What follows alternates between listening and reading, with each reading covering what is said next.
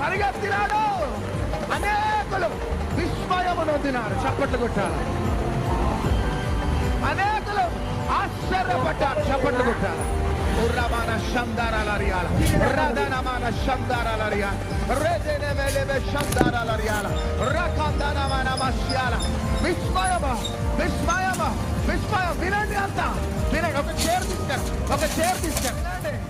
సేవకులారా, వ్యాపారవేత్తలు, students, employees, మీరు వినండి.